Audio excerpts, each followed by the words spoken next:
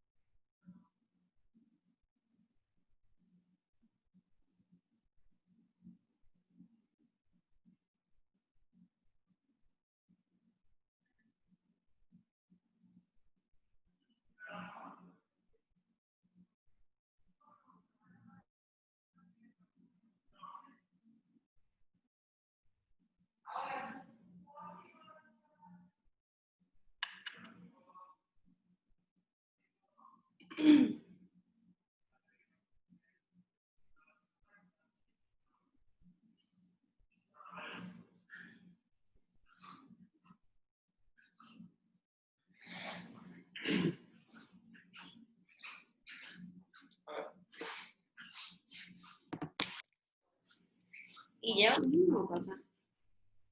Yo creo que se ve mejor así, como elevado.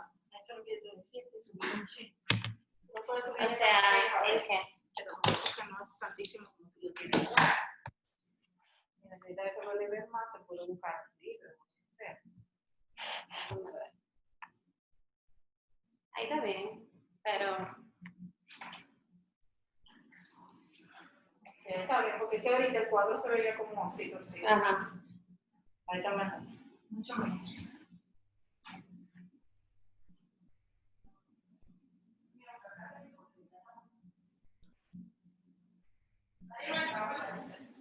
¿Eh? No.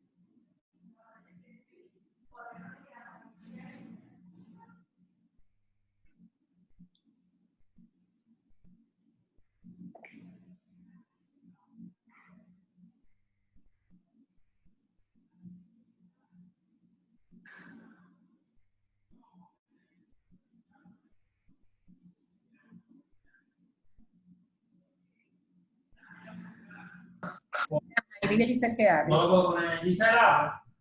Hola. Espérate, que yo lo tenía en mute. ¿Aló? ¿Habla ahora? Hola. Oye. Yo me voy a poner un acá para escuchar mejor porque no puedo poner audio fuerte. Pero todavía me da como un feedback el tuyo, Giselle. Porque tengo la puerta abierta, la puerta está abierta, déjame cerrarla. Yo creo que la vamos a hacer aquí. Ya. Vamos a ver.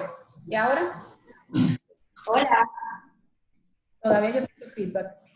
Pero no será feedback del de Ricardo, porque del mío es imposible. Tú quitaste todo. Sí, ya no tengo ni el audio ni nada. Ok. Y Bueno. Giselle, ¿cómo tú vas a saber? ¿Cómo yo? ¿Me escucha, Catherine? Bien, normal. O sea, yo estoy aislada aquí. Eso es mejor. Ok, nada más faltan 5 minutos, ellos no han entrado.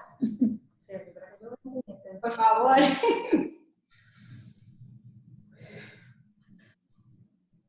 Usted no debería estar con su foto puesta. Con la foto, en vez del video. Cuando inicie. Ahora Sí, pon la foto, exacto. hasta que estemos a comenzar, van a salir las fotos Ay, yo tengo un chicle en la boca. y van a salir imágenes primero.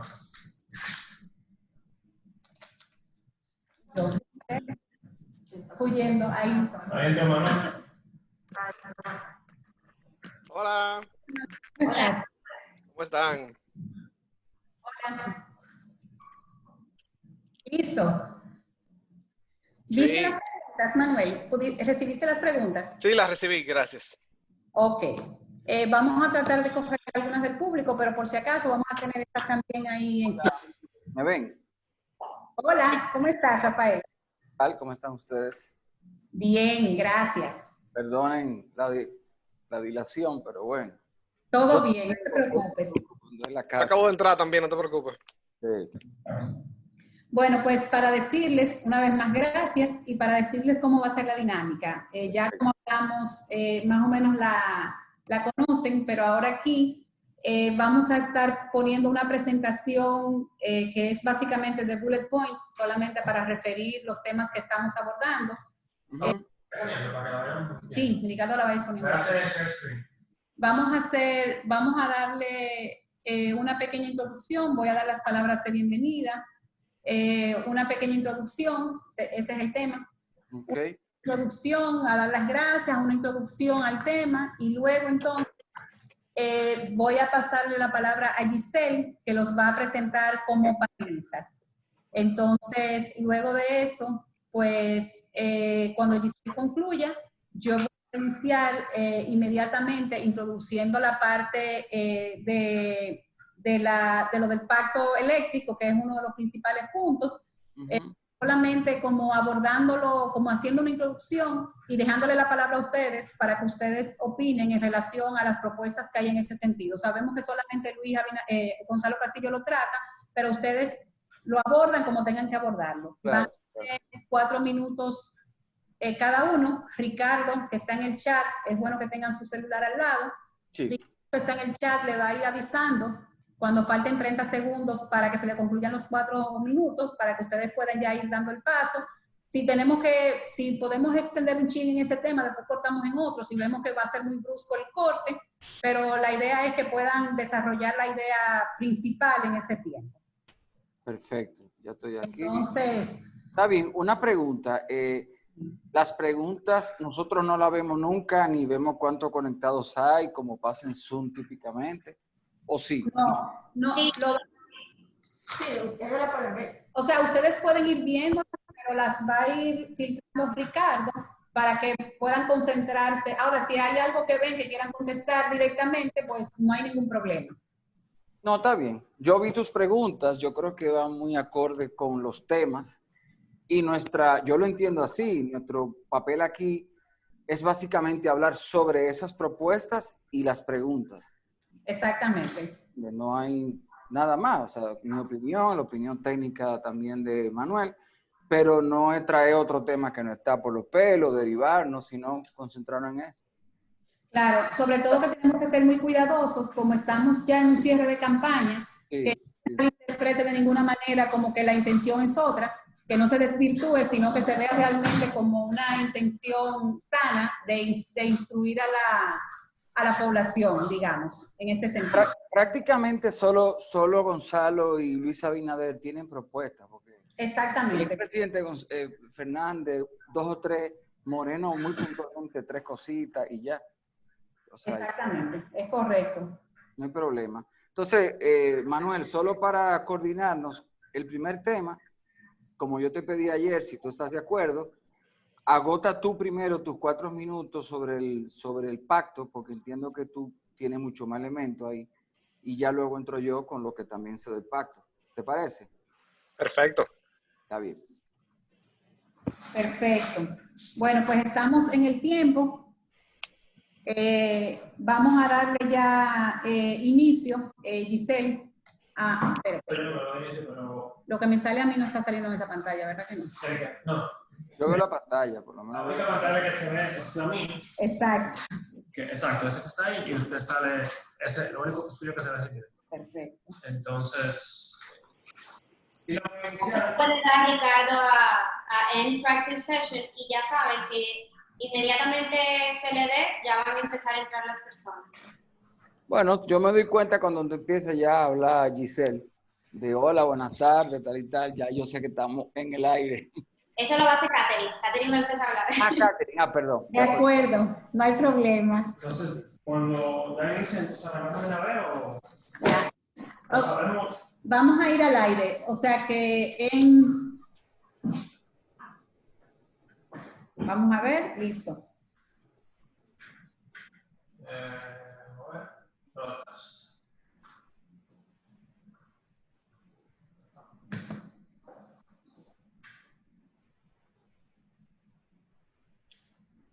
Buenas tardes a todos, muchas gracias por haber acudido a esta convocatoria para este conversatorio en el que hoy tenemos expertos en el sector eléctrico que nos van a estar comentando sobre las propuestas de los candidatos presidenciales para estas próximas elecciones 2020-2024. Estamos aquí con el objetivo de presentar un análisis objetivo, viendo hasta en qué medida las propuestas de los diferentes candidatos están alineadas con las necesidades del sector en estos momentos, cuál es el alcance, qué abarcan, cómo están realmente estructuradas, qué es realmente realizable en un periodo de 4 años y qué podría ser quizás las bases para lo que sea necesario hacer posteriormente. La idea es que puedan interactuar con nosotros, que puedan hacer sus preguntas.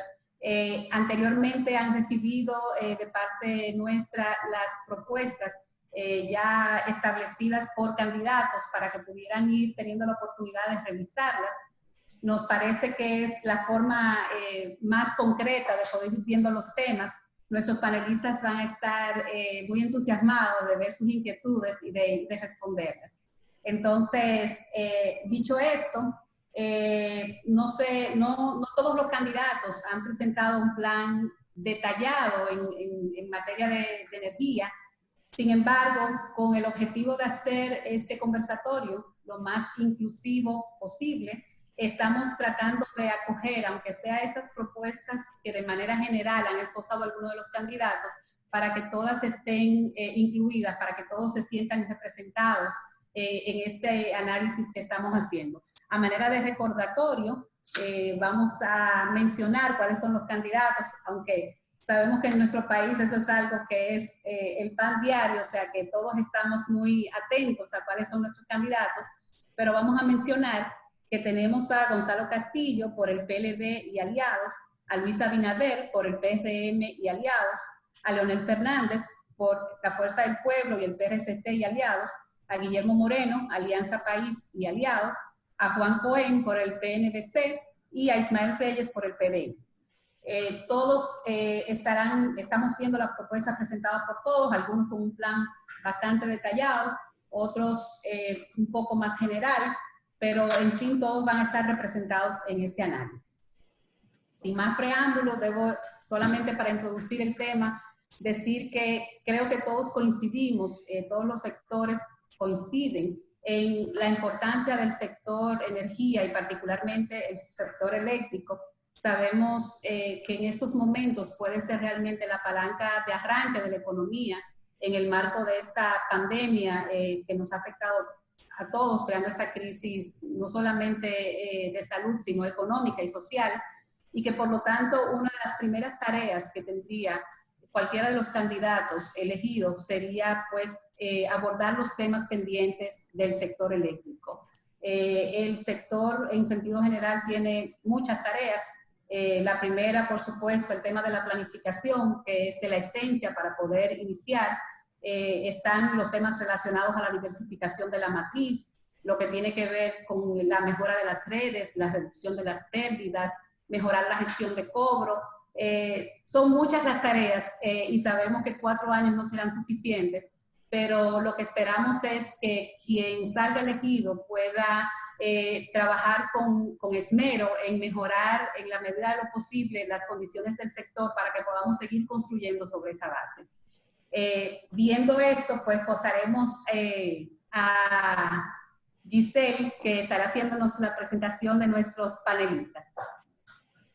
Gracias, Catherine, y gracias a todos los que se encuentran presentes aquí en este interesante conversatorio. El día de hoy tenemos 2 expertos, es todo un privilegio poder contar con la presencia de ellos. En primer lugar tenemos a Rafael Velasco, me voy a permitir leer una breve biografía. Actualmente, desde junio del 2011, es presidente de Ravesa. Es economista graduado del Instituto Tecnológico de Santo Domingo, con 26 años de experiencia en el sector eléctrico, con especialización en las áreas de regulación, confección de tarifas eléctricas, compras de energía, todo el área comercial del negocio de la generación y distribución eléctrica, las energías renovables y la implementación de procesos y equipamientos para eficiencia energética. Asimismo, es presidente del Comité de Energía de la Cámara Americana de Comercio de la República Dominicana, AmCham, por sus siglas en inglés, y asesor estratégico de la Comisión de Integración Energética Regional de la Capital Centroamérica, que tiene su sede en Costa Rica. Posee un MBA de la Universidad de Quebec en Montreal, es egresado del programa American Language Program de Columbia University y de los cursos Changing the Game, Negotiation and Competitive Decision Making de Harvard, y egresado del curso Ultimate Técnica de Mantenimiento y Operación Aplicada a los Activos de Distribución impartido por la Comisión Centroamericana que acabo de mencionar. Ha tenido experiencia en diferentes generadoras, así también como instituciones del sector de energía de la República Dominicana. Muchísimas gracias, señor Rafael. Y también contamos con la presencia de Manuel Cabral, que actualmente es vicepresidente ejecutivo de la Asociación Dominicana de la Industria Eléctrica ADIE. En el sector eléctrico funge como vocero y encargado de la estrategia de asuntos corporativos de la industria eléctrica privada. Participó como negociador en lo que fue el Pacto Nacional de la Reforma del Sector Eléctrico, o Pacto Eléctrico, como comúnmente se le denomina. Fue pasado director de asuntos corporativos de Philip Morris en República Dominicana y el Caribe. Fue nombrado en el listado 40 Under 40 de profesionales más destacados de jóvenes dominicanos en la revista Mercado desde los periodos 2011 al 2016. Fue presidente de ANGE, la Asociación Nacional de Jóvenes Empresarios, en el 2012, presidente de la Asociación Dominicana de la Industria del Cigarrillo hasta el 2017, e integró importantes juntas como la de la AIRD, ADOEXPO, y la Asociación de Industrias de la Región Norte. En el sector académico, posee una licenciatura en Derecho de la Pucamayo, una maestría de George Washington University, asimismo como un MBA de Imperial College. Actualmente cursa una maestría en Relaciones Públicas y Comunicación Corporativa de Georgetown University y también cuenta con un asociado en Administración de Empresas y posgrado en Economía para Negocios de la Pucamayo. Muchísimas gracias nuevamente por aceptar nuestra invitación en este interesante conversatorio.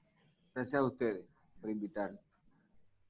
Bueno, y claro, nosotras, Catherine y yo, de moderadoras, hay abogadas que trabajamos en el sector de energía, hemos representado tanto a industria, tanto a instituciones del gobierno como a generadores, acreedores financieros, y también hemos representado grandes transacciones de compras o adquisiciones de proyectos de energía, financiamiento de proyectos y así un sinfín de casos que nos dan la experiencia suficiente para sostener este conversatorio en materia de energía. Muchas gracias, Giselle, y nuevamente muchas gracias a nuestros panelistas por aceptar esta invitación. Ya entrando en materia, pues vamos a lo que hemos hecho para facilitar la discusión es que hemos agrupado las propuestas en función de las diferentes áreas. Por un lado, hemos, por supuesto, empezado con la parte de lo que entendemos es la planificación, y ahí entramos de esos renglones para explicar la parte de la institucionalización y las reformas necesarias a las instituciones, lo correspondiente a la generación, luego la parte de transmisión y por último la parte de distribución y comercialización. O sea que vamos a estar revisando las propuestas no de forma aislada, sino agrupadas por segmento. Entonces, dicho esto, vamos a empezar por, evidentemente, lo que es esencial, que es la planificación del sector. Ahí estamos precisamente viendo muchos temas que se han quedado un poco rezagados en cuanto a lo que tiene que ver con planificación, y por lo tanto nos corresponde ahora abocarnos a saber qué va a pasar. Vemos en las propuestas que algunos abordan lo relativo al pacto eléctrico, otros no lo mencionan. Entonces, lo más importante para nosotros ahí es saber de parte de ustedes ese análisis de cuál es el estatus actual del pacto eléctrico. ¿Debería estas propuestas contemplar lo relativo al pacto eléctrico? ¿Realmente debería esa ser la base de arranque, de inicio para las discusiones? Quizás hay unos puntos que fueron levantados al momento en que ya iba a ser suscrito, quizás cuáles son, o sea, atender esos puntos antes de abocarse a la firma de un pacto, pero realmente usarlo como marco de referencia para comenzar a hacer las transformaciones que necesita el sector. Lo dejo a ustedes, Rafael, no sé si quieres, Manuel puede comenzar en este caso. Bueno, muchas gracias a ustedes por la invitación. Gracias a la oficina Jiménez Peña, Catherine y Giselle por este espacio que nos han dado en el día de hoy. Tengo que decir que tenía tiempo que no me decían que yo era abogado, así que ya saben, me están recordando mis inicios en la carrera. Colega, ¿no? Estamos ahí. Sí, yo digo que yo soy licenciado en Derecho, no abogado, pero nada. Eso es una buena pregunta, el tema del pacto eléctrico, y tal vez comenzar por ahí, por ser un proceso importante que se llevó a cabo durante varios años. La realidad del asunto es que nosotros hemos dicho públicamente ya en reiteradas ocasiones que no se necesita un pacto eléctrico. La regulación dominicana es suficientemente abarcadora y clara para arreglar todos los temas que tienen que ver con el sector eléctrico. Lo que necesitamos es una mejor planificación, o realmente una planificación integral del sector completo. Dígase que comencemos con saber la realidad de la demanda, cuál es la demanda en 10, 20 años, y de ahí partir entonces a trabajar con todos los subsectores, desde generación, transmisión, en generación, qué queremos como país priorizar, si nos queremos seguir yendo por la mezcla que es la que se ha decidido, gas natural y renovables, esa combinación, tal vez con excepción de Punta Catalina. Y en base a eso, entonces, ¿qué sistema de transmisión, qué red de transmisión necesitamos que sea apropiada? Y además del tema legal, de la regulación que tenemos, lo que hace falta es voluntad política. Aquí el gran, y como ustedes verán y ustedes saben que son expertos en tema eléctrico, el gran tema de nuestro sector es la debilidad financiera y de operación de las distribuidoras de electricidad. Operan con pérdidas de cerca de 30%, lo cual es inviable para cualquier compañía. Eso lleva a que el Estado Dominicano tenga que invertir subsidios de muchos millones de dólares al sector, y es lo que crea la ineficiencia, porque no se compra toda la energía disponible y por ende hay apagones. Pero con relación al pacto eléctrico, no quiero menospreciar su importancia. Fue una discusión que se llevó a cabo por más de 3 años. El mismo se llegaron a un sinnúmero de conclusiones importantes. Nosotros participamos en esas discusiones y hay 3 aspectos que son fundamentales y que se deben rescatar ante cualquier próxima discusión que tengamos, que son el tema institucional. Ahí se delimitó unos cambios importantes en cuanto a qué debe pasar, por ejemplo, el fortalecimiento institucional de la Superintendencia de Electricidad, pasar el rol de planificación y política al Ministerio de Energía y Minas, la comisión pasarla ya a ser adscrita al ministerio, la UERS ya no pasa a no tener mucho sentido y se integra a las distribuidoras y al ministerio porque ya, como hablamos en la prellamada para coordinar esto, el país está electrificado en su mayoría. Entonces ya no se requiere una entidad con esa finalidad solamente. Ese es el primero. El segundo es la sostenibilidad financiera de las distribuidoras, lo cual es sumamente importante porque si seguimos teniendo ese talón de Aquiles en el sector eléctrico, poco podemos hacer. Como yo mencionaré más adelante, la generación ha tenido un éxito rotundo en los últimos 20 años. En los últimos 10 años se ha diversificado de manera importante comparado con los pares de nosotros, pero mientras la distribución siga arrastrando y con esas pérdidas y con esos gastos operativos, no vamos a ningún sitio. Entonces ahí había conclusiones importantes en el pacto eléctrico.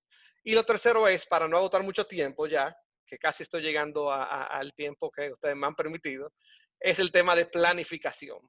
Y no queremos menospreciar esto por ser tal vez el marco teórico, pero sin una planificación apropiada no es posible echar adelante el sector eléctrico. Aquí, lamentablemente, cada cual anda por su lado. Transmisión anda haciendo líneas por donde entienda que debe hacer. Por ejemplo, hay una prioridad y ustedes sé que van a hacer varias preguntas con relación a las renovables. Hay un desarrollo renovable en el noroeste del país con varios parques eólicos y solares. Lamentablemente no tenemos las líneas de transmisión suficientes para traer esa energía renovable a los centros de consumo, dígase al Cibao Central y al Gran Santo Domingo. Entonces eso es algo que impacta, es decir, por un lado los organismos reguladores van aprobando concesiones, los inversionistas van invirtiendo y creando parques renovables, pero no hay suficiente transmisión. Entonces, si no tenemos ese plan integral, de poco sirve los esfuerzos que vamos a hacer de manera aislada. Y lo dejo ahí por el momento. Gracias, ya lo teníamos. Bueno, muchas gracias. Gracias por invitarme. Yo solo quiero decir que el que sale en la foto sí soy yo, aunque lo que pasa es que una foto de hace 6 años debía haber actualizado esa foto con ustedes. Pero ni modo. Yo coincido realmente en casi en todo lo que dice Manuel, y para no repetirnos, solo quiero agregar 2 cosas. Tu pregunta puntual es si se puede considerar el pacto como punto de partida. La realidad es que el pacto, se supone que un sector que funcione debidamente, con sus reglas de juego establecidas, como lo tiene el sector eléctrico, a través de su Ley General de Electricidad y su reglamento de aplicación, no hay que hacer un pacto para que eso funcione. Sin embargo, también hay que recordar que el pacto es parte de la Estrategia Nacional de Desarrollo. Entonces es algo mandatorio en la ley, por así decirlo, aunque no obstante es como fue una especie de mal necesario. Sin embargo, coincido en que no necesariamente el punto de partida debe ser lo que terminó los 10 puntos del pacto. No necesariamente, porque aunque participaron todos los sectores, hubo aspectos que se dejaron de lado.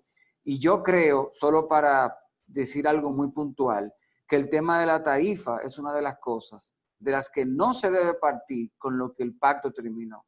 Porque en los 10 puntos del pacto, todos sabemos que es mandatorio la aplicación de una tarifa técnica o tarifa acorde a la ley. La Ley General de Electricidad mandaba que al 4º año de la capitalización se hiciese un estudio debidamente dimensionado para establecer unas tarifas que transparentaran los costos reales del servicio de la energía y a su vez permitirlo. Entonces, al no producirse eso, ha habido y por aquí han pasado, digamos, todos los gobiernos en ese sentido, ha habido una especie de informalidad institucional. en donde hay una ley, unas tarifas que se aplican con unos subsidios cruzados que se fijan por resolución.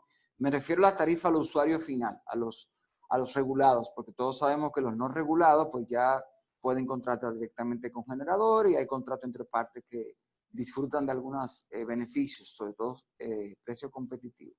Pero para no desviarme, la tarifa, al final en el pacto, de alguna manera, y es mi opinión muy personal, se impuso quizás la visión del gobierno de una tarifa técnica que se implementara en un desmonte a 6 años, etcétera, etcétera. Yo creo que cada quien, las circunstancias no son las mismas siempre.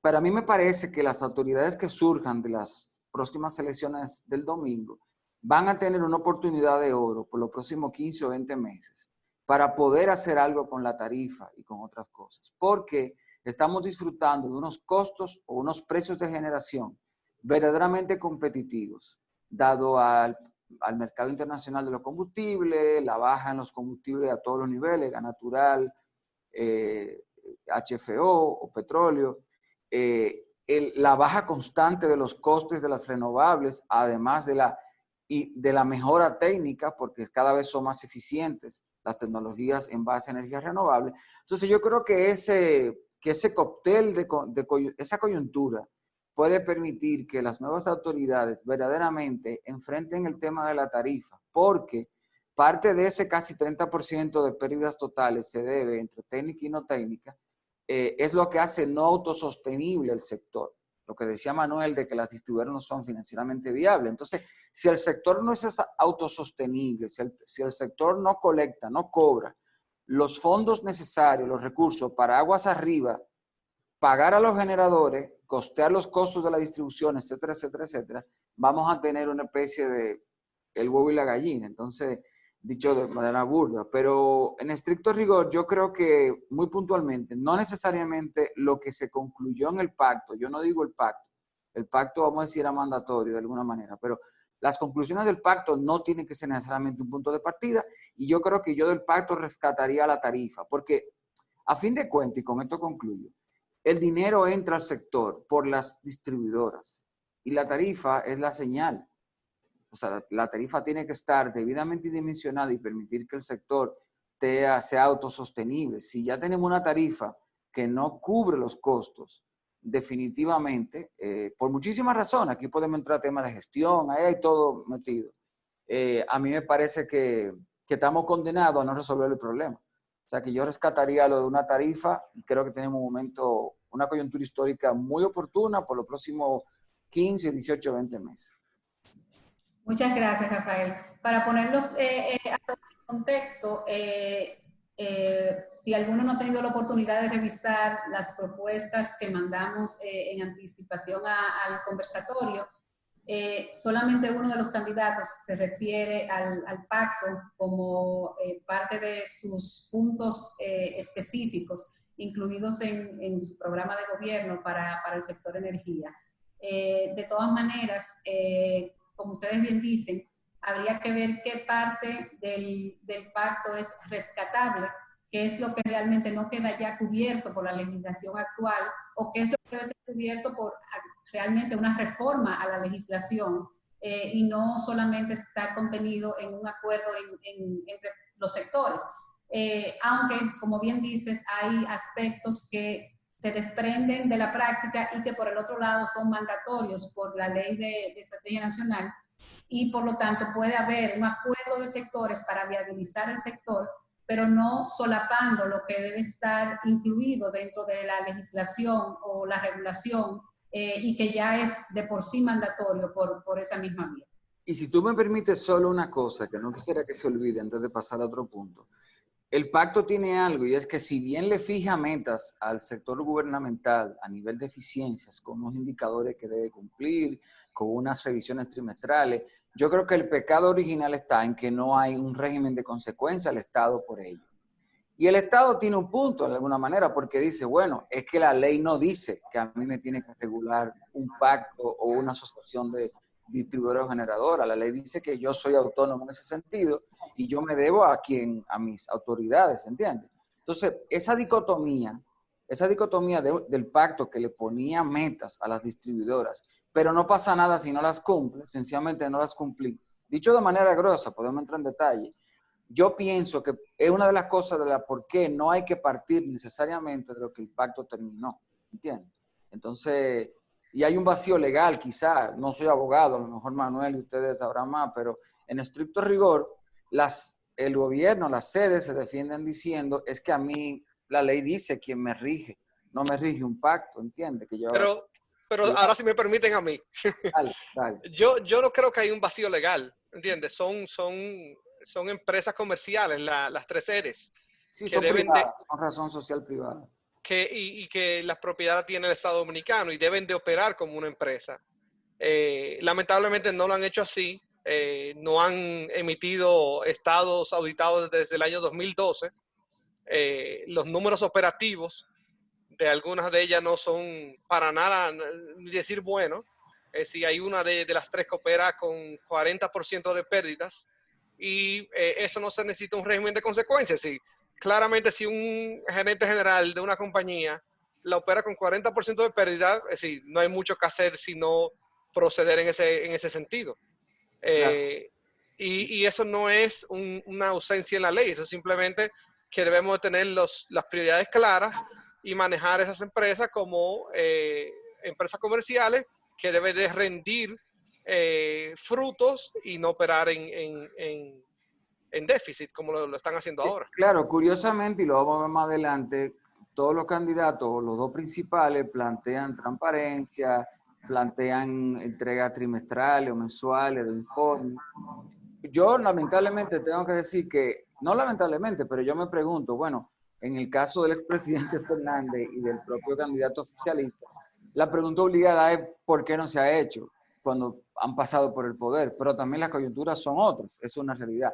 Pero aclarando, Manuel, yo no justifico que la CIE, la CNE digan nadie me rige. Yo estoy haciendo de abogado del diablo en ese sentido, de que fue uno de los argumentos que se usó, pero mi discurso coincide perfectamente con lo que tú estás diciendo. Gracias por el espacio. Qué bueno que se ha dado esta discusión porque la verdad que puede dar paso a lo que es este segundo punto que tenemos en agenda. Pero antes de, quisiera recordarle a todos los participantes que tenemos habilitado una sesión de preguntas y respuestas al final y pueden someterlas a través de el botón de Q&A que ven ahí debajo.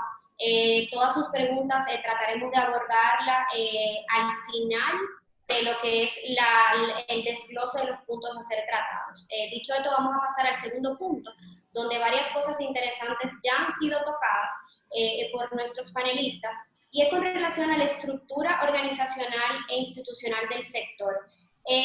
La verdad que da paso a una discusión muy interesante, porque los diferentes candidatos tienen propuestas muy divorciadas cada una de la otra. Entonces quisiéramos saber sus consideraciones con relación a la actualización del marco normativo, marco regulatorio de lo que es el sector de energía, el rol de las instituciones, si realmente hay un solapamiento, cuál sería la estructura ideal hacia una transformación de las instituciones en el sector de la energía y sobre todo esta parte que justamente estaban hablando ahora sobre las auditorías y rendición de cuentas de las instituciones del sector.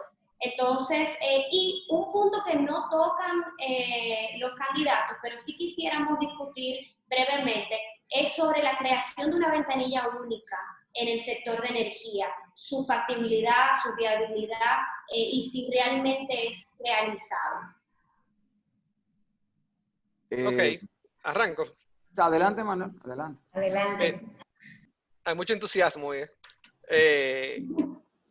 Lo primero, siguiendo con la conversación que Rafael y yo teníamos ahora, es las propuestas de los tres candidatos principales, especialmente de Gonzalo Castillo y Luis Abinader, que son los que tienen una propuesta más acabada en este sector, son buenas. Es decir, muchas de lo que ellos proponen son claramente, serían cambios importantes en el sector. Algunos, obviamente, hay que revisarlos porque tal vez no van en sintonía con lo que se debe hacer. Pero el punto más importante de todo esto, y lo voy a recalcar varias veces en esta intervención, es voluntad política. voluntad política para hacer un cambio real en las instituciones, más que un cambio regulatorio. La República Dominicana, el sector eléctrico no necesita, para mejorarlo, para llevarlo a donde necesitamos ir, hacer cambios regulatorios. El sector de generación eléctrica es un buen ejemplo de eso. Hace 20 años aquí casi la totalidad de generación se hacía con derivado de petróleo. Hoy en día andamos, el año que viene, es decir, el 2021, comenzaremos con menos de un 5% de derivado de petróleo, con una matriz sumamente diversificada entre gas natural, carbón, renovables, hídrico, y las energías renovables no convencionales creciendo cada vez más. Es decir, que se puede. Si hay voluntad política, hay interés del sector privado en invertir en el sector y se cree que el sector eléctrico puede rendir frutos positivos. Lo hemos hablado ya varias veces, el tema de las distribuidoras. Sin voluntad política, sin despolitización de esas empresas, no vamos a llegar a ningún sitio. Ya Rafa mencionó el tema de la tarifa. Mencionamos el tema de las pérdidas. El otro es los gastos operativos de las distribuidoras. Son sumamente altos comparados con sus pares regionales. Entonces se tienen que hacer cambios contundentes. Y las distribuidoras tienen que comprar toda la energía que está disponible. Es decir, no se puede dar un apagón en la República Dominicana habiendo energía disponible para generación. Y hoy en día no tenemos que favorecer como país de una caída en el precio de generación de manera drástica. Es decir, los precios de generación están por el suelo y es momento de hacer cambios importantes. Entonces, con relación al tema institucional que Giselle preguntó, ya lo hemos mencionado. El Ministerio de Energía y Minas tiene que ser fortalecido, tiene que ser el ente que tome las decisiones políticas del sector y que haga la planificación marco que ya me referí, la planificación integral. La superintendencia debe ser la superintendencia de electricidad, la que regula todos los entes, sea público, sea privado, sea mixto, hay una alianza por igual. Mida la regulación en base a el ente, no quién es propiedad del ente. Debe ser independiente totalmente. Por ejemplo, hay propuestas de un nombramiento especial del superintendente. La realidad es que hemos visto otras superintendencias o agencias así en el gobierno dominicano y el tema no es cómo se nombra. El tema es que sean independientes lo que la gente se pone ahí, que sean realmente técnicos y que respondan a los criterios de la ley y de transparencia. La sede es una buena pregunta. En el pacto, mencionando el pacto eléctrico, no se llegó a nada. Yo te puedo decir, porque estaba ahí, que eso fue la última línea contenciosa que se discutió y el único acuerdo que se pudo llegar fue a que se iba a reformar, que se iba a modificar. La visión de punto de vista de Nadie es que la CDE no debe jugar el rol que juega, mayormente se lo debe pasar al ministerio. Si lo quieren dejar como un holding, debe ser parte de las distribuidoras, es decir, que si quieren supervisar las distribuidoras en algún tipo de capacidad mínima para supervisar la ejecución y coordinar las compras de las distribuidoras, está bien, pero no como un holding como se ha planteado, un holding de todas las empresas públicas del Estado, porque ahí hay empresas de todas las áreas. Hoy en día tenemos generación hidroeléctrica, es decir, generación térmica con Catalina, generación hidroeléctrica, transmisión, distribución. Hay un sinnúmero de entidades que compiten y pueden competir de manera desleal si no se maneja apropiadamente con el sector privado o inclusive con las empresas mixtas como Itabo y Eje Jaina. Entonces hay que tener mucho cuidado con el tema de crear un holding público versus cada entidad del sector privado. Y lo último, para cerrar ya el tema de las reformas, es el tema de la permisología. Y precisamente Giselle se refirió a ese, y yo lo tenía aquí como un punto anotado aquí.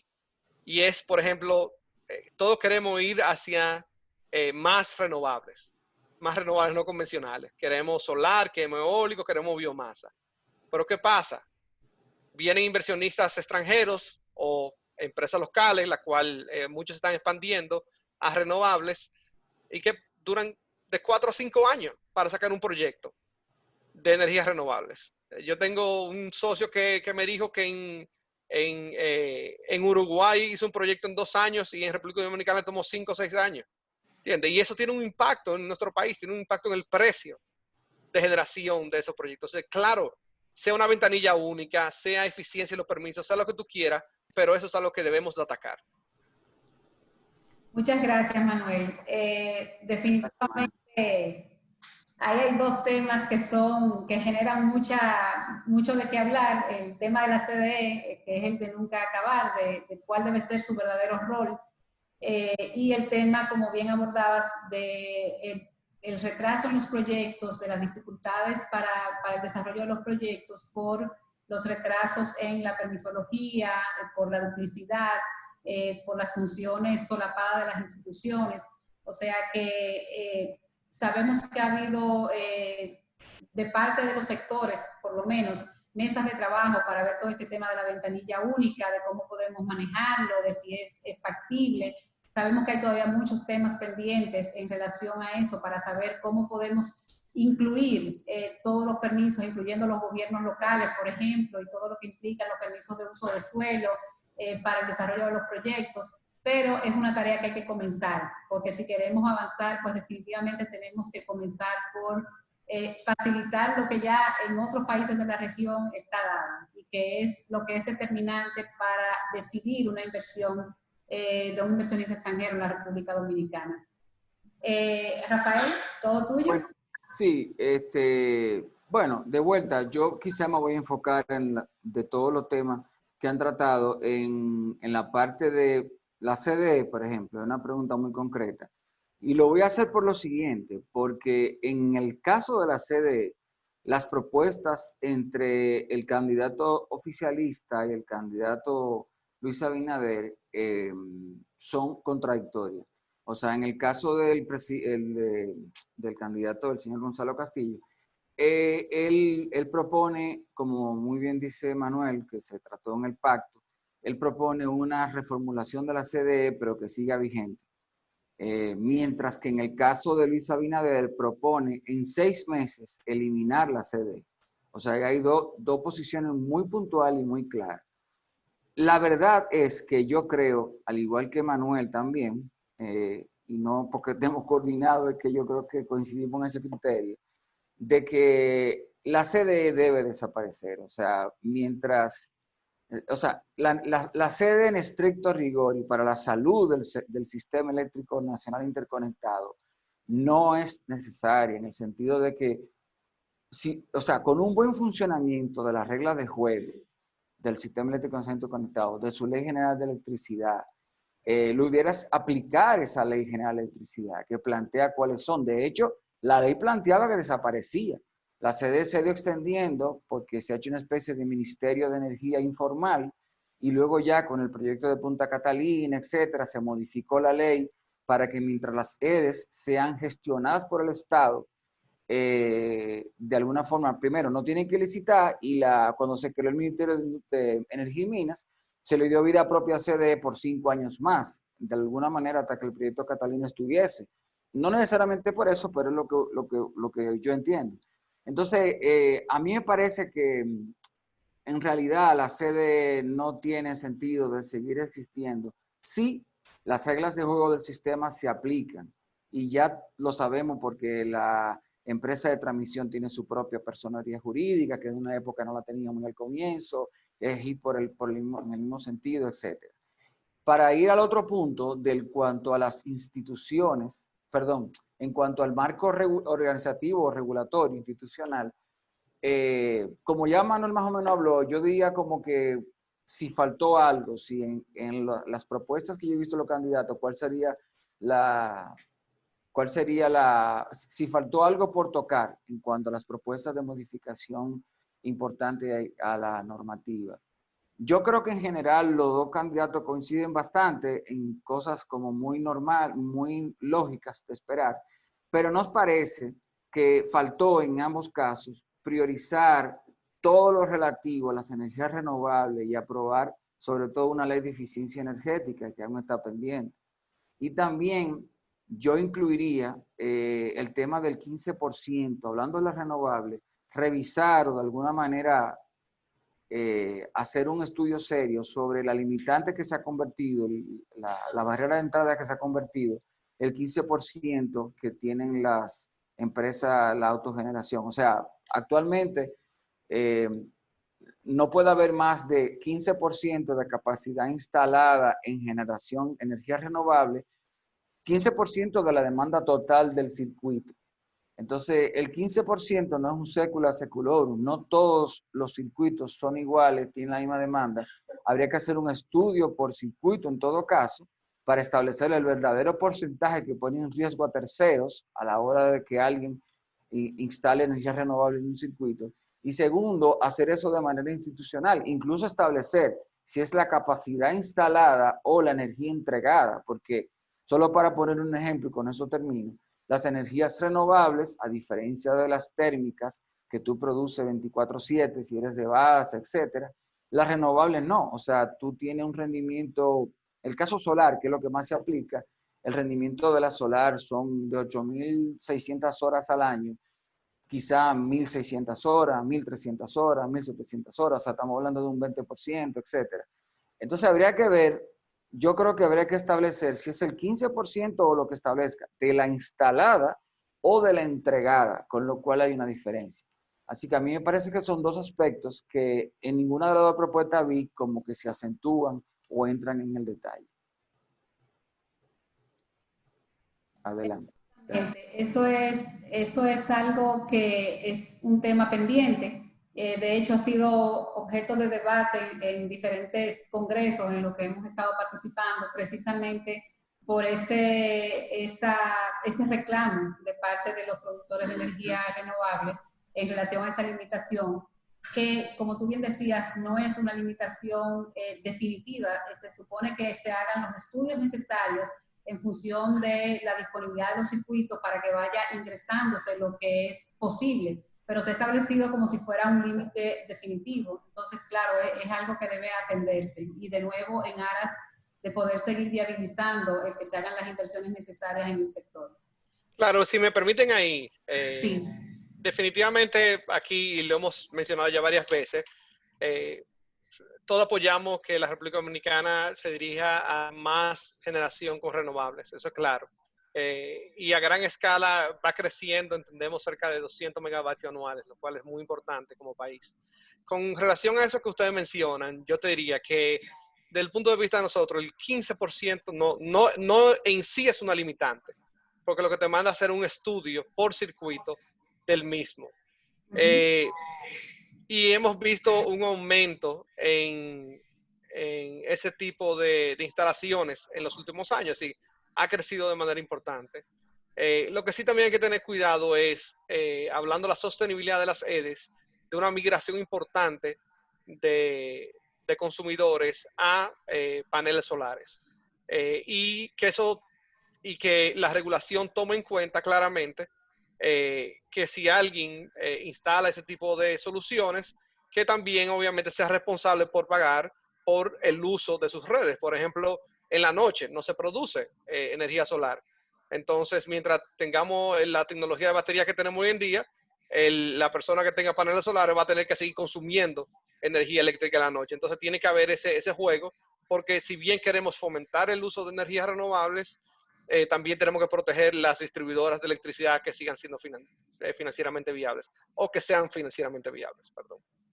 Sí, yo creo que eso podría ser un periodo transitorio. En estricto rigor, las distribuidoras deberían poder ser manejadas eficientemente en ese sentido. Y de alguna manera es cierto, los clientes prime son los que se le van, porque nadie que tenga un nivel de ingreso de subsistencia pone paneles. Entonces ellos se le van como que los mejores clientes, pero de alguna forma también es como hacerle el trabajo a la distribuidora. Yo creo que pudiera haber un periodo transitorio y a mí me da que ese estudio puede dar pautas de ese tipo, es decir, hasta qué punto, en qué periodo establecerlo, pero bueno, en general entiendo que es correcto. Claro, porque tú te imaginas que a la distribuidora se le vayan los clientes prime, como tú dices, Rafael, sí, el costo de ese circuito de distribución va a seguir siendo el mismo. Va a seguir siendo el mismo. No, pero está claro, o sea, también... Sí, estamos de acuerdo, lo que quería aclarar ese punto, ¿entiendes? Entonces, la gente que no ponga paneles va a cargar por el costo total del mantenimiento de ese circuito. No, porque hay algo que no se trata. Siempre se habla de déjame poner paneles, pero el que pone un panel a gran escala o mediana escala e inyecta a la red es lo que se llama un free rider. Es como que anda gratis, o sea, está usando redes al momento que inyecta a la red, que la EDE se la va a pagar, aunque sea en kilovatios hora, pero no está pagando nada por una red que ya encontró y que a la distribuidora les costó ponerlo en la puerta, en la conexión de esa casa o de esa industria. Es así. Por eso decía que un estudio serio debería contemplar todo eso. Incluso esa es la tarea pendiente realmente. Exactamente. Ese estudio y que en cada momento no perjudiquemos, que logremos el equilibrio del sector sin perjudicar a ninguno de los participantes. Ahí tengo que hacer una precisión en relación al tema, y es que a veces los panelistas se están dirigiendo a las propuestas de los dos candidatos principales, principalmente por el hecho de que fueron los que presentaron un programa de gobierno más detallado en materia de energía, y por lo tanto pues se pueden concentrar ellos en su análisis en esas particularidades que presentaron esos candidatos, porque los otros o se refirieron de manera un poco más general al tema, quizás al tema que se está abordando en ese momento, o no lo refirieron en su programa de gobierno. Entonces, por eso a veces se ve un poco más polarizado el tema, como si estuviéramos hablando de dos propuestas, pero es porque en esos aspectos solamente esos dos candidatos han entrado a profundidad en el detalle de los temas. Muy buena aclaración. Dicho esto, pasamos al siguiente segmento, que sería entonces el segmento de la generación. Ahí tenemos los aspectos siempre debatidos, el tema de la diversificación de la matriz, el empuje de las renovables. Ahí en la diversificación de la matriz sabemos que diversificación no quiere decir que todo sea renovable, todo lo contrario, que sea realmente diversificación, que podamos contar con todas las fuentes que están disponibles. La aprobación de la ley de eficiencia energética, que está en borrador desde el 2019, ya un borrador final depurado por el Ministerio de Energía y Minas y por la Comisión Nacional de Energía, y que todavía está pendiente su aprobación. Revisar el tema de los incentivos. En el caso de las renovables, hay una propuesta del candidato del PRM de reincorporar el crédito del 75%, por ejemplo, para las inversiones en proyectos renovables para autoconsumo. Y por supuesto, el tema de las licitaciones y de la situación actual del mercado eléctrico mayorista. Ahí quisiera que pudieran verlo desde esos puntos de vista, ver las propuestas en función de eso, y un poco que nos den su parecer en cuanto al tema de las licitaciones de convencional, licitaciones de renovables, esos temas tan esperados por todos los sectores, para ver qué piensan que debe suceder en lo que resta del año y, por supuesto, ya para el desarrollo del gobierno 2020-2024. Bueno, si tú me permites iniciar, bueno, me voy a referir muy puntualmente a las tres cosas que has dicho, Catherine, en cuanto a ese punto. O sea, el tema de las licitaciones, el tema de la matriz, de cómo está compuesta, y el tema sobre todo de la renovable dentro de la matriz. Y de vuelta, nos tenemos que referir a los dos principales, al menos los dos candidatos que han hecho propuestas en ese sentido, porque son las dos propuestas que prácticamente abordaron todos los temas. Las otras propuestas son muy puntuales, tienen propuestas en cosas muy específicas y muy pocas, o sea que esa es la razón realmente. Lo primero es, en cuanto a las renovables, yo quisiera puntualizar algo, o sea, se ha hablado del tema de que hay mucha expectativa por parte de los inversionistas sobre los PPAs con las renovables, etc. La verdad es que en cuanto a, y la licitación que se lanzó a principios de año y que en febrero muy prudentemente se deshizo porque no había las condiciones ya. Entonces yo creo que por lo que resta del 20, quizás licitación de renovable, en estricto rigor, yo no lo veo tan urgente como que hay que hacerlo ahora en el 2020. A partir del 21, pienso que sí, que pudiera haber una licitación por parte del Estado, pero yo voy más lejos y además un reclamo que es un rumor a voces en el sector. Incluso gente del propio sector gubernamental está de acuerdo con lo que voy a decir, porque nos hemos visto en muchos foros. Y es que yo creo que poco a poco debería migrarse del sistema de concesiones provisionales y definitivas a un modelo de licitaciones por parte del Estado de renovables. Me refiero a las que son para inyectar a la red solamente, cuando sea necesario. Porque primero, el actual método de concesiones provisionales y definitivas es muy discrecional. En segundo lugar, escapa al alcance del propio sector gubernamental o del Estado, porque la gente al final, si cumple con los requisitos, hay que darle su concesión, a menos que, ¿verdad?, vaya a vender a la red, y lo pone en el lugar donde encontró las facilidades, no necesariamente en la parte del unifilar, que sería como un mapa eléctrico, donde el sistema más necesita en algún momento. Entonces, con el tiempo, yo pienso que lo más saludable sería migrar de manera razonable a un sistema de licitación. Claro está, para hacer esto hay que cambiar la ley, entonces eso es quizás el reto mayor. En cuanto a la otra pregunta sobre el caso creo que tú decías del mix de generación. No, perdón, Sí. el 70%. Tú decías.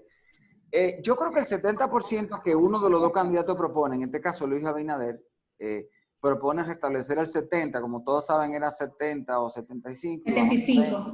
Exacto, y bajó a 40. Yo pienso que no es algo, o sea, primero eso bajo el método actual, pero yo creo que eso se podría hacer, pero, ojo, en mi opinión, por un periodo específico de años. Es decir, como se ha hecho con otras leyes de incentivo a los diferentes sectores económicos, industriales, a lo largo de los años en el país. Hay muchas leyes que han sido incentivos industriales, Herrera se formó así, etcétera. Entonces yo creo que esa ley sí tiene que hacerse de manera temporal, por X años, con un desmonte por proyecto cuando llegue a tal cantidad de años, y que en el largo plazo las renovables deberán competir con otro tipo de energías. O sea, y yo creo que hacia allá nos apuntamos, porque cada vez más la eficiencia de la tecnología en la energía renovable va cada vez a más y más rendimiento, sus costes van hacia la baja. Solamente el caso solar es un gran ejemplo de más de un 60-70% en menos de 10 años han bajado los costos. Entonces yo creo que al final, a largo plazo, debería procederse hacia ahí, pero un 70 como una manera de incentivarlo sí. Y ojo, y con esto termino, nosotros somos un país insular, somos una isla. Y yo siempre uso el símil porque me parece muy gráfico, de que nosotros somos una especie de sistema aislado flotando en el mar. O sea, no tenemos de dónde conectarnos, porque lamentablemente Haití no es una opción, a diferencia de los países continentales, donde tienen muchas renovables, pero están interconectados entre sí. En nuestro caso, la renovable necesita redundancia térmica, porque ni el viento sopla en el momento que tú lo necesitas, ni el sol irradia en la intensidad, en el minuto. Todavía nada sustituido que tú le des un botón, una máquina con combustible, tú le des un botón y te dé energía en el minuto de la hora que tú quieras. No importa la condición climatológica. Entonces, eso tiene que verse. O sea, yo creo que las renovables van a jugar un papel más y más en una isla llena de sol y viento, pero como isla también tenemos que tener la ley habla, bueno, los candidatos proponen, concretamente creo que Luis Abinader propone 25% al 2030, y es un poco lo que se ha establecido, pero sí debería hacerse un verdadero estudio de cuánto renovable es manejable para un sistema como el nuestro, completamente insular y que necesita redundancia. Esos son los aspectos que quisiera tocar. Le doy la palabra a Manuel por si quisiera abundar o tratar otro tema. Sí, Gracias, Rafael. De nada. Vamos a seguir por donde tú terminaste. Es decir, las propuestas de los candidatos, y como Catherine mencionó, estamos hablando más de la de Gonzalo Castillo y de Luis Abinader por el detalle que ellos entran. Es decir, no es porque estamos priorizando ni por nada, sino simplemente el doctor Leonel Fernández da unas pinceladas, pero van más del punto de vista institucional. El resto ya son puntualizaciones muy específicas. Con relación a ese tema, todas, especialmente las tres que mencioné, hablan mucho de renovables. y de impulso de renovables y de diversificación de la matriz. La realidad del asunto es que la matriz, como debe ser, y como todo tipo de matriz financiera, debe ser diversificada. ¿Por qué? Porque tú vas a necesitar diferentes tipos de combustible, en el caso de generación, en diferentes momentos. Hay países que compiten con nosotros, especialmente, por ejemplo, Costa Rica y Panamá, que tienen una alta dependencia de hidroeléctricas. Fantástico. Es decir, ellos tienen la capacidad de tener esa gran hidroeléctrica y su matriz está dominada por ellas. Aquí normalmente hidroeléctrica andan por el 12-13% anual. No somos un país con grandes ríos, es decir, no podemos hacer mucho más de lo que tenemos, pero existe la sequía. Es decir, aquí anualmente y cada vez más tenemos sequías. Y ese 12-13% baja 4-5%. Entonces necesitamos otro tipo de generación que llene ese vacío que deja la hidroeléctrica. Al igual pasa con las renovables, ya eso lo mencionó Rafael, no me voy a referir a eso. Las renovables son más volátiles porque todavía no tenemos un sistema de batería que se puede integrar de manera eficiente y por ende necesitamos generación de derivados de petróleo. Hace unos meses tuvimos un apagón regional bastante grande, con la salida de varias plantas, de las plantas base de nosotros, de gas natural y de carbón. Y si no es porque tuviésemos en línea, disponible para entrar inmediatamente, una serie de generadoras ágiles que generan a base de derivados de petróleo, el restablecimiento del sector y de, por ende, la electricidad a los consumidores hubiera tomado muchas horas, tal vez un día. Pero porque teníamos en reserva esas plantas, entró rápidamente. Entonces, eso es lo que le quiero decir. Aquí debemos de fortalecer la diversificación de la matriz que tenemos de manera apropiada. Y los candidatos, ahora que van a venir reformas, esperamos, por un nuevo gobierno, sea quien sea, entonces que todo el tema de reserva fría, de capacidad, debe ser parte de esas reformas, porque así lo necesitamos. En el tema de renovables, y sé que estamos apretados de tiempo, pero no quiero dejar de mencionarlo.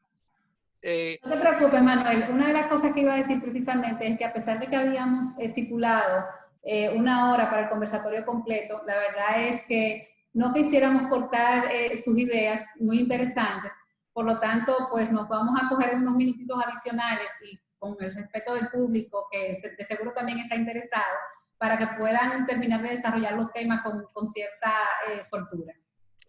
Excelente, gracias. Con el tema de renovables, si hay licitación o no hay licitación, estoy de acuerdo con Rafael también. Y no es que venimos aquí a estar de acuerdo él y yo, pero ese ha sido el caso hoy. Estoy de acuerdo hoy. La prioridad no es hoy en día esa metodología. La prioridad son otras, y hemos mencionado alguna de ellas ya. Está el tema de permisología. Hay proyectos que me han dicho que han tenido que sacar más de 50 permisos para instalar un parque de energía renovable en la República Dominicana. Eso es simplemente inaceptable. Es decir, cómo los planes de gobierno, nosotros que somos los 5 que estamos aquí o los 4 que estamos aquí especialistas en esto y sabemos todo lo que se pasa, no puede seguir pasando. Transmisión. Necesitamos redes de transmisión que lleven o que traigan la energía de donde se generan las renovables, que no necesariamente son donde están la generación tradicional. Hablamos de el noroeste y suroeste del país. Son dos lugares que se han favorecido para la generación de energías renovables, tanto eólica como solar. Entonces, esas son cosas que tienen que pasar antes de ir a hablar de si hay licitación o no hay licitación. Nosotros tenemos pautado en los modelos que hacemos cerca de 200 megavatios nuevos de energía renovable en los próximos años. Con relación a nuevas licitaciones de convencional, no nos podemos olvidar que está Punta Catalina, está entrando al sistema, a pesar de que ya está generando a plena capacidad, todavía le faltan algunos pasos. Ha habido una conversión o se está en proceso de conversión de cerca de 800 megavatios de energía que se generaba a base de derivado de petróleo, se está convirtiendo a gas natural gracias al gasoducto del este que se está terminando y está en proceso o que se terminó en diciembre y que se está en proceso de convertir esas plantas. Es decir que esos dos cambios importantes en la generación del país nos lleva una tranquilidad de precios bajos, como mencioné, hasta cerca del año 2025-2026. Es decir, que en este periodo lo que debemos es enfocarnos en hacer las reformas al sector que ya hemos hablado, tema de institucional, tema de distribución, tema de planificación, porque desde el punto de vista de generación en general, hemos logrado un cambio importante. Muchas gracias. Muchísimas Giselle. gracias. Y algo importante que tú tocaste, y para dar paso al próximo punto, es el tema de transmisión. Ese es el talón de Aquiles de lo que es el subsector eléctrico en la República Dominicana. Entonces quisiera ahí, por favor, vamos a pasar a lo que es el segmento de transmisión. Y aquí vamos a tocar puntos muy importantes y es con relación a la inversión en las redes que se necesita, si esta inversión es totalmente pública, si puede ser a través de una alianza público-privado, la reducción en las pérdidas, donde vemos que al día de hoy nosotros tenemos alrededor de un 27%, o sea, de nada te sirve a ti tú tener una generación efectiva si esa generación entonces va a haber una pérdida significativa por la condición de las redes, tanto de transmisión como de distribución en la República Dominicana. La parte de la electrificación rural, expansión de redes, si realmente es necesario o si ya nosotros estamos al tope en el país en esa parte. Los programas de eficiencia y calidad de redes que se necesitan. La interacción que debe haber entre lo que es la empresa de transmisión eléctrica dominicana y los gobiernos locales, y si realmente se necesita una revisión en el peaje de transmisión. Quisiéramos ahí que tocaran esos puntos principales y ver qué discusión se genera al respecto. Si tú me dejas, yo quisiera, con la anuencia de Manuel, tocar algunos puntos y luego paso rápidamente a Manuel. Pero antes que nada, quisiera hacer una especie de fe de rata. Cuando yo mencioné que la propuesta de Luis Abinader propone eliminar la CDE, gracias a Bernardo Castellano, que dio una nota, revisé. En realidad, Luis Abinader o su equipo propone que en 6 meses la CDE deje de ser, como hasta ahora lo es, un intermediario entre las generadoras y las distribuidoras. Ustedes saben que hoy día un poco eso es lo que hace la CDE y también todavía ostenta la comercialización de la energía de CESPEN, o lo que la gente le decía Coyentrix hace muchos años. Entonces, sí lo que plantea el candidato y su equipo es que en un periodo de 6 meses la CDE deje de ser esa labor de intermediación CEDA y en ese lapso de tiempo traspase el contrato de CESPEN, que es el único IPP que queda, lo traspasa a las distribuidoras. Es así. De todas maneras, lo que sí yo quiero reiterar, y ahí no es fe de rata, en mi opinión, es que yo creo que una vez traspase el contrato, CDE como institución no tiene un rol, porque no fue diseñada así en su momento la capitalización. Entonces, y además, un poco solapa cosas. Pero quiero hacer esa corrección de que no habla de eliminarla totalmente, sino de eliminar su rol de intermediación entre generadores y distribuidores. Dicho esto, voy a pasar al punto de la transmisión rápidamente, con algunas cosas de lo que usted ha mencionado. Lo primero es que la transmisión, la parte del 27% de pérdida, en estricto rigor, ya eso va en la distribución. O sea, transmisión y distribución es algo así como que transmisión son las avenidas y distribución son las calles que salen de las avenidas hacia las urbanizaciones y los sectores residenciales.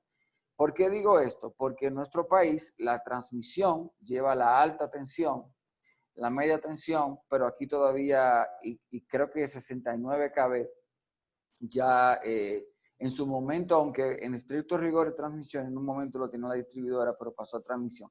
Entonces el 27% en realidad se combate con las reformas a las distribuidoras. Aclarada esta parte, en la parte de la transmisión, yo creo que ustedes plantean público-privada, la mayoría de los candidatos y básicamente los principales han hablado de un poco transparentar, hacer las expansiones de vida, y eso es real, que es así. Pero yo creo que una alianza público-privada es posible en transmisión. Aquí no hay un modelo con el cual casarse, en mi opinión. En España la empresa de transmisión es privada y de hecho cotiza en bolsa, o sea, es una empresa totalmente privada. Y hay otros países que no, que como nosotros es estatal, etcétera. Ahora, público-privada en un país como el nuestro tiene sentido. Y de hecho doy dos ejemplos que ya existen, que son Eje Jaina y Eje Itabo. Las dos son público-privadas, las dos generan beneficios a fin de año. Y no solo eso, sino que también tributan. O sea que el fisco y el Estado tendría un rédito en una operación de ese tipo, además de seguir siendo socios. Entonces, a mí la idea de una alianza público-privada para el caso de la transmisión me parece interesante explorarla. Ya lo de si hacerla gobiernos locales o hacerla público-privada o una cooperativa o una APP, yo ahí no creo que sería tan viable. Pero en el sentido de público-privada sí. Y por último, en el caso muy concreto de la transmisión, creo que la planificación es fundamental. Entonces lo que está pasando es un poco lo que ya se ha dicho, de que hay redes, o sea, transmisión no cuenta con todos los recursos, no colecta los recursos necesarios a través del peaje. Y también hay que decir que no maneja el peaje, o sea, de facto, ETED tiene un uso muy limitado, por la estructura que está hoy día, donde se de manera informal y quizá las circunstancias lo obligaron a ello, como una especie de Ministerio de Energía Eléctrica. La ETED no maneja al 100% su caja y eso habría que ver cómo influye si tuviera total libertad sobre eso. Pero además de ello, las expansiones, aumentar las subestaciones cuando es necesario, hacer las transmisiones. Hay un sinnúmero de obras por hacer. Los candidatos la plantean la interconexión, redes de alta tensión necesarias hacia el noroeste, plantea, ahí el caso del presidente Fernández plantea una línea San Pedro, me parece que Palamara, un poco para evacuar toda esa energía que tiene el este, que es como una especie de isla eléctrica. Ese es un proyecto que tiene muchos años, eso debe tener 10, 14, 13 o 15 años que se está hablando y que es muy necesario. Entonces, yo creo que una empresa debidamente operada, transmisión, con esto digo, transmisión quizá es una de las empresas del sistema, en mi opinión, que se maneja con más transparencia. Ustedes nunca han oído un escándalo sonoro en transmisión ni nada, pero eso no quiere decir que es la manera ideal, porque transmisión debe crecer al ritmo de que crece la demanda y dónde crece la demanda. Entonces, nada, solo quería dar mi opinión en ese punto muy específico. Le paso la palabra a Manuel. Sí, voy a mencionar 3 breves puntos porque sé que ya estamos sobre la hora, sí. Pero el primero es independencia del ETED. Nosotros lo hemos hablado mucho en muchos foros, aunque sea una empresa estatal, como la regulación manda que sea una empresa independiente. ¿Por qué independiente? Porque sirve a actores públicos y privados. Sí, al fin y al cabo no importa que sea pública. Debe de tratar con las mismas condiciones a generadores privados, generadores públicos, empresas de distribución, a todo el mundo que le lleva la electricidad. Debe tratar de manera igual y debe ser una empresa independiente. Como dice Rafael, si nos vamos a una alianza público-privada, fantástico. Inclusive tal vez puede ser inclusive por proyectos, es decir, por líneas con peaje en alianza público-privada. Aquí el sector eléctrico puede ser el sector que puede dar cátedras de eficiencia en alianza público-privada sin ninguna regulación previa. Rafael mencionó Eje Jaina y Eje Itabo, son 2 empresas modelos, la cual llevaron esos activos de ser inoperantes a empresas de clase mundial. Eso es lo primero. Lo segundo, el tema de planificación. Muy bien, es decir, muy bien que se proponga hacer diferentes líneas, pero esa planificación y esa construcción y rehabilitación de líneas tiene que reflejar el plan macro, el plan integral que queremos del sector energético dominicano. Si no lo hacemos, vamos a estar cada cual por un lado, es decir, ETER con una prioridad para ir vamos a decir el ejemplo que dio Rafael, al este. Pero en el norte tenemos renovables, que es una prioridad para todos, y entonces esa línea no se hace. Entonces, si esto todo no está dentro de un plan macro integral del sector eléctrico dominicano, vamos a estar cada cual jalando por su lado, y ese no es el fin. Y ETER debe responder al plan que debe ser liderado por la demanda, es decir, a qué nivel va a llegar la demanda, cuánto va a ser la demanda en 10, 20 años y dónde se va a instalar la generación. Y lo tercero es, que no lo he mencionado, pero es sumamente importante, es el pago, las facturas. Aquí hay un problema serio en el sector eléctrico de flujo de caja. No se pagan las facturas. Es decir, a los generadores, por ejemplo, en el 2019 simplemente no le pagaron durante todo un año. Y eso es algo que obviamente es sumamente lesivo para el sector. Al igual como mencionó el amigo Georgie Reynoso en un comentario, las empresas estatales tampoco le pagan ETER. Entonces, por más que queremos tener planes y queremos tener proyecciones, si no hay un flujo de caja apropiado y si no se cumple con las obligaciones, de poco sirve. Si tú tienes que tener empresas independientes, tú tienes que tener un plan, pero tú también tienes que honrar tus obligaciones para que el sistema funcione apropiadamente. Así es. Muchas gracias, Manuel. Bueno, y ya para finalizar, vamos a ver el último segmento sobre el análisis de las propuestas en materia de distribución y comercialización. Hemos ido marcando las preguntas que hemos recibido y los comentarios y hemos visto cómo se han ido abordando cada uno, por lo que afortunadamente las explicaciones de ustedes han sido bastante abarcadoras y por tanto creo que podemos tener un poco más de tiempo para ustedes concentrarse en el tema de distribución y comercialización, pues ya todas las inquietudes surgidas en los otros segmentos han sido debidamente aclaradas por parte de ustedes en sus explicaciones. Yéndonos a esta parte del segmento, el análisis de las propuestas en materia de distribución, pues lo que quisiéramos es ver su visión en relación a las propuestas de los candidatos con asuntos tan novedosos como el tema tecnológico que quieren introducir, varios de ellos lo mencionan, para eficientizar la gestión de cobro de la energía, el tema de si privatizar o no privatizar la gestión de cobro, si subcontratar, mejor dicho, compañías privadas para la gestión de cobro, el tema de la educación en materia de energía para el uso eficiente de la energía, un poco la situación de las EDES que de alguna manera tangencialmente abordamos en un momento del conversatorio, sobre si las 3 EDES deben permanecer, si debe quedarse una sola y no delimitarla por área de concesión. ¿Cómo ven eso? Y por último, para no dejar de abordar un tema que también es importante ahí y que está creciente en la población, el tema de los vehículos eléctricos y el tema del abastecimiento de la energía para los vehículos eléctricos a partir de los cargadores y cómo manejar ese tema con las distribuidoras para hacerlo de manera eficiente y al mismo tiempo económica. Ok. Bueno, voy a decir brevemente, yo tal vez por un tema de tiempo quizá no voy a decir todo lo que quisiera, pero me voy a limitar a lo principal de las cosas que se han hablado.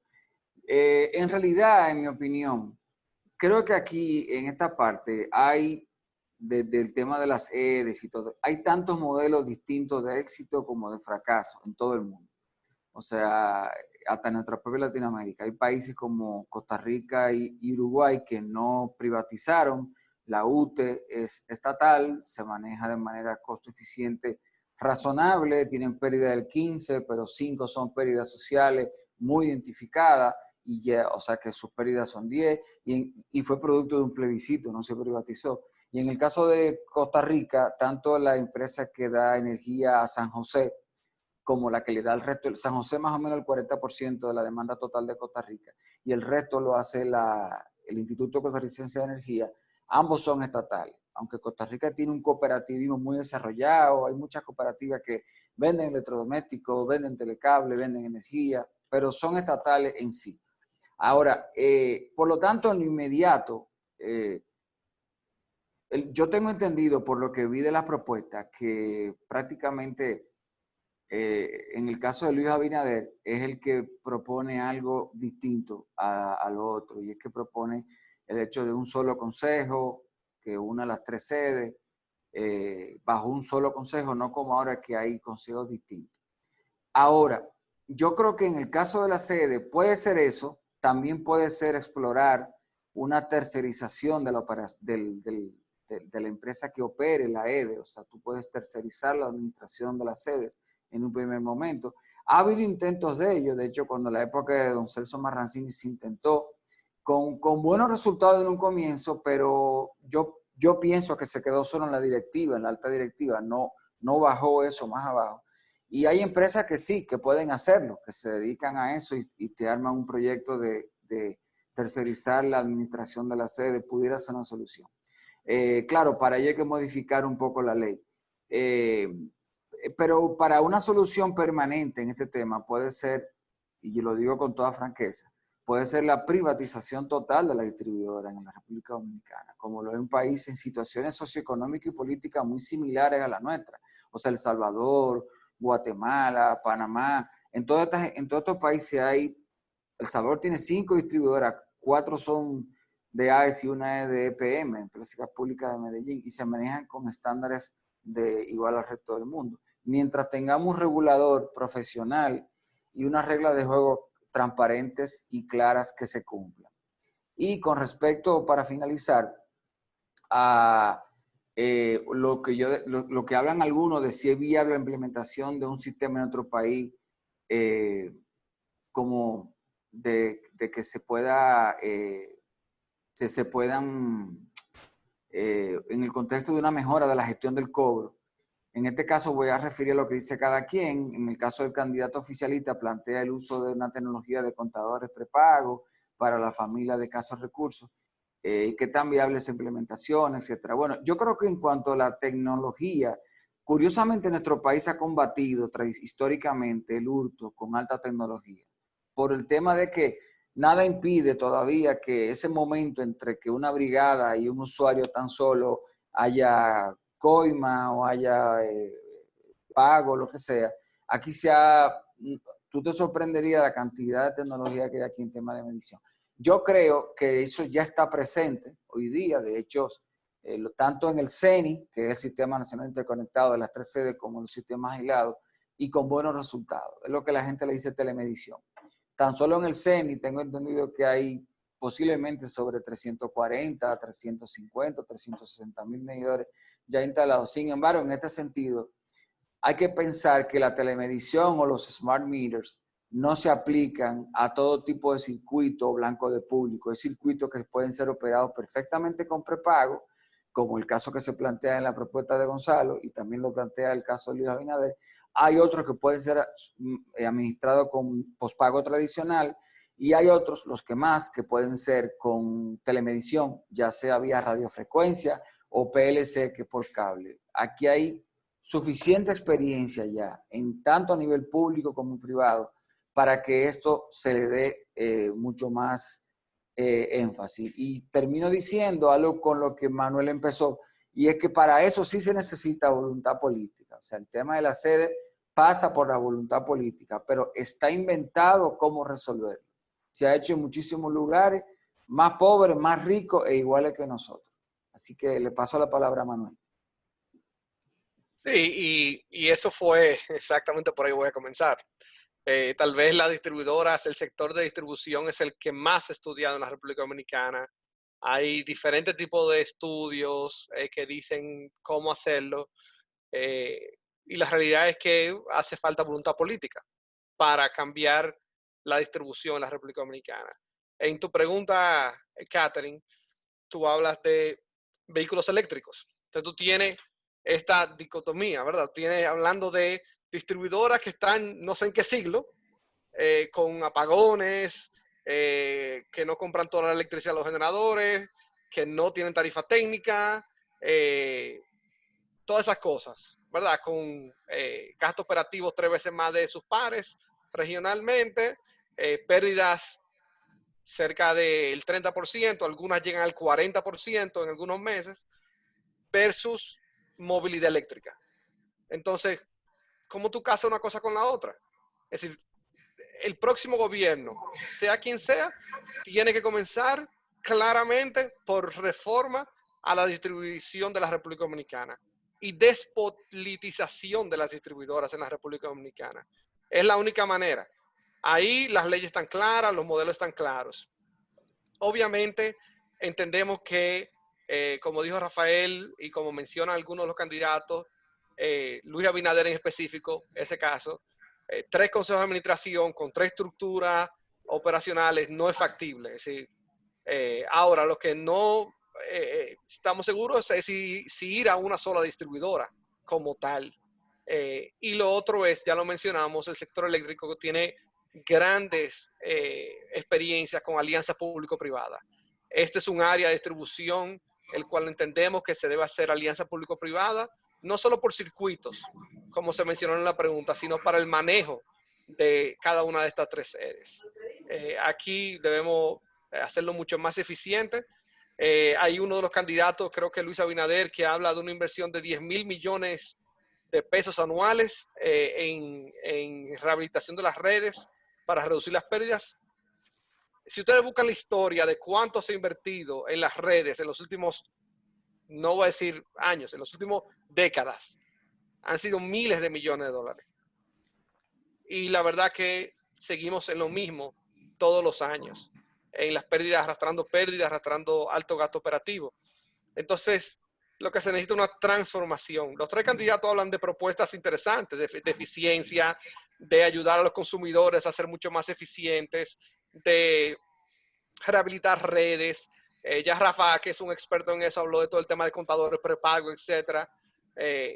Todas esas cosas son cada uno de los 3 candidatos principales de la propuesta que hemos analizado, tienen propuestas interesantes.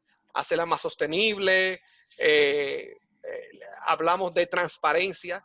Las distribuidoras tienen que ser transparentes, no obstante sean del Estado, tienen que publicar anualmente sus estados auditados.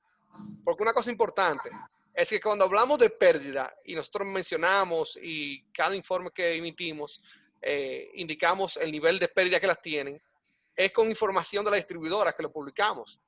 Pero esa información no está auditada.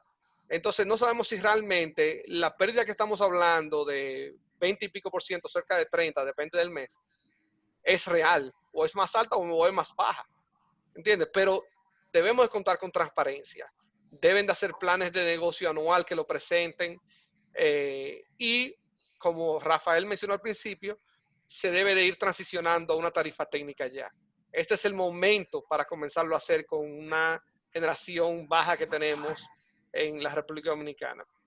Es decir que el sector de distribución está sumamente estudiado, no se puede quedar como está, debemos transicionar, hacer alianzas público-privadas, despolitizarlo, cumplir la ley y que sean empresas que pasen a ser empresas modelo. Así lo hay, no lo vamos tan lejos, hay varios países centroamericanos donde se opera con pérdidas sumamente bajas comparado con la República Dominicana. En el este del país, tenemos un sistema aislado que las pérdidas es privado, que las pérdidas son menores, mucho menores, y que operan, y que la gente paga su luz constantemente. Entonces es un tema de bajar las pérdidas, despolitizarlo, bajar los gastos operativos, hacerlo más eficiente y aprovecharnos de todo esto de alianza público-privada que tenemos. Claro, y yo solamente como sugerencia diría, una sugerencia ya a título personal, explorar 2 cosas. ¿Por qué no las comercializadoras? Es una figura que regulatoriamente aquí no existe.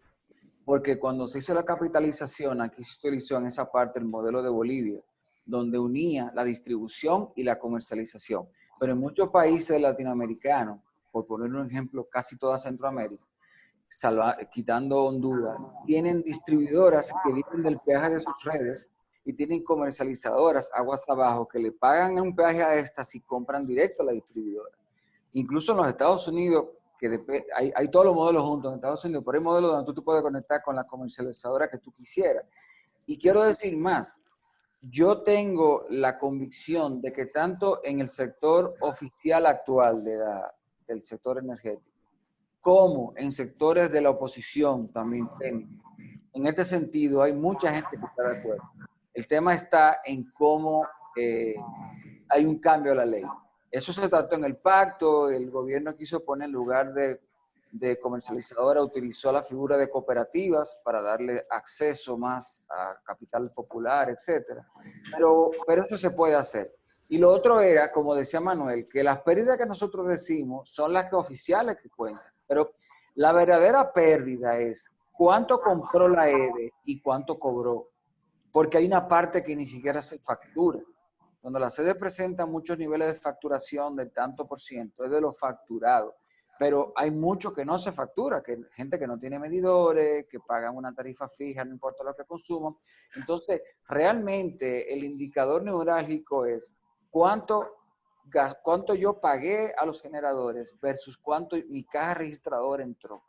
Esa diferencia, medida en kilovatios hora, por así decirlo, es la verdadera pérdida. Y eso imagínate, eso aquí es una asignatura, digo, eso se sabe, pero de vuelta, yo creo que si hay un sector que se ha estudiado la comercialización, es solamente voluntad política, ser creativo y lanzarse a hacer una de estos modelos para arreglar la situación. Si me permiten, yo sé que estamos sumamente pasados de tiempo, pero Adelante. no quiero que nos mantengamos en abstracto y que pensemos que esto es algo de técnicos y que esto no nos impacta porque realmente lo que nos dan apagones. La realidad no es esta. Todo aquí, aparte de los roles que tenemos, somos consumidores, clientes, ya sea a nivel individual, en los hogares, sea en oficinas, sea en empresas, industria, colmados, todo lo que tú quieras. El cálculo que se hizo hace unos años por un estudio que hizo Intec refleja de que el dominicano gasta, el dominicano macro, como dije, comercio, industria, hogares, más de 500 millones de dólares al año en apalear los apagones. 500 millones de dólares. Es decir, que de nuestros bolsillos se va todo ese dinero. Claro, porque no es la factura que tú pagas. Que por cierto, aquí se paga muy buena factura, cerca del 97% de lo que nos llega a factura la pagamos. No, es además del pago de factura, debemos de invertir cerca de 500 millones de dólares, más de 500 millones de dólares, en apalear los apagones. Es decir, que esto es dinero que nos resta en competitividad del país. Esto es dinero que todos podríamos ahorrar. Los negocios pueden invertir en mejor refrigeración, en mejor línea de producción, en lo que tú quieras. Y por esta ineficiencia causada por el mal manejo histórico de las distribuidoras, nos vemos como país en esto. Y por eso vemos con buenos ojos que todos los candidatos, especialmente los tres principales que han analizado las propuestas, o que hemos analizado la propuesta, tienen iniciativas buenas en ese sentido. Lo que esperamos es que vengan con voluntad política de aplicarlo y hacer un cambio estructural que necesitamos. Que así sea. Bueno, pues por razones de tiempo no vamos a poder seguir abundando en los temas. De manera general, por lo que hemos visto, como mencionábamos hace un momento, la mayoría de las inquietudes han sido abarcadas en sus explicaciones. De todas maneras, al final Giselle les va a pasar la información en relación a dónde pueden mandar sus preguntas adicionales o reiterarnos alguna que haya quedado sin responder. Mientras tanto, nos resta solamente, además de darle las gracias a nuestros excelentes panelistas, preguntarles si de parte de ustedes entienden que hay algo que sea relevante, neurálgico para el sector, que no haya sido incluido en las propuestas de los candidatos que se han analizado. ¿Hay algo que quedó fuera, que era relevante, que debió incluirse, o ustedes entienden que realmente las propuestas abarcan lo que realmente necesita el sector en estos momentos? Mira, en general yo te diría que las propuestas tratan los temas, en mi opinión, que leí las que habían. Creo que en el caso, creo que la que tiene más propuestas concretas es la de Luis Abinader. No quiero decir que estoy de acuerdo con todo lo que se propone ahí, sino la que yo vi que más temas abarca puntualmente. Las del expresidente Fernández son más genéricas y no trata todos los temas, y la del candidato oficialista, el señor Gonzalo, también trata temas, pero hay cosas que no da detalle. Yo me quedaría con que ninguno de los tres habló de la ley de eficiencia energética y básicamente yo creo que ese fue como el gran ausente. Gracias, Rafael. Manuel. No, yo lo he mencionado ya varias veces. Para mí, el ingrediente que falta por ver es la voluntad política. Voluntad de aplicar la ley y voluntad de hacer un cambio real. Eso es lo que veremos a partir del 16 de agosto, si el candidato que termine ganando va a realmente hacer las reformas que plantearon. En algunos casos no estamos 100% de acuerdo con las propuestas que se hicieron, pero sí vemos en el caso de los principales candidatos por lo menos una motivación de hacer cambios estructurales. Después, cómo termina esos cambios estructurales va a ser un proceso de negociación y de adaptación a la realidad, ¿verdad? Pero lo importante aquí es que por lo menos los principales candidatos en papel, porque es lo que hemos visto hasta ahora, tienen por lo menos ese interés de hacer un cambio integral. Claro. Yo quiero decir que la pregunta que yo vi muchas preguntas, me la pueden hacer directamente a mí. En mi caso particular, Catherine y Giselle, si quieren dar mi correo electrónico, lo pueden hacer y yo con mucho gusto contesto las preguntas puntualmente, una por una de las que vi, que no hay tiempo de contestarlas. Perfecto, muchas gracias. Bueno, Giselle, por favor, pasa la información de las preguntas y entonces pasamos al cierre oficial del conversatorio. Sí, como decían, pueden dirigirnos, nuestro correo es info@jpadvisors.do. Pueden dirigirnos las preguntas. Señor Rafael, también si quiere dar su correo para Claro. todas las preguntas que queden pendientes. Bueno, el mío es rvelasco, todo junto, en mi caso Velasco con Z, rvelasco@ravesa, y de nuevo con Z.com. Exacto, entonces ya saben el correo del señor Rafael y también nuestro correo de Jiménez Peña, info@jpadvisors.do. Cualquier pregunta, cualquier duda que le quedó con relación a este conversatorio, no dejen de hacerle, estamos a sus órdenes para lo que sea que necesiten y ya dicho esto, le paso la palabra a Catherine para que dé el cierre. Bueno, pues darle las gracias a todos por su participación. Nos alegramos mucho de la acogida que ha tenido el conversatorio, estos temas relevantes para todos los que estamos en el sector y para el público en general, porque al final todos somos afectados y beneficiados de cuáles son las decisiones que se tomen en esta materia. Muchísimas gracias a nuestros panelistas, como decía, excelentes panelistas. Yo creo que a nadie le ha dolido que nos pasemos un poquito del tiempo, porque era importante poder ver el análisis que tenían ustedes de las diferentes propuestas con el conocimiento que tienen del sector. No nos queda más que incentivar a toda la población a que vaya masivamente a votar con el debido cuidado, con todas las precauciones, el distanciamiento social, con todas las medidas de higiene que deben tomarse, pero que acudamos masivamente a votar, a ejercer nuestro derecho al voto este próximo domingo 5 de julio. Y si les quedó alguna duda en cuanto a qué proponía cada candidato, recuerden que las propuestas les fueron enviadas por el correo electrónico de la firma y que pueden entonces pues verlas con calma ya en la tranquilidad de su hogar para decidir si algo tiene de incidencia en su voto este análisis de estas propuestas. Muchísimas gracias a todos, les reiteramos que estamos a la orden y buenas tardes. Gracias, muy amable, gracias. Chao. Adiós, muchas gracias. Muy amable. Bye.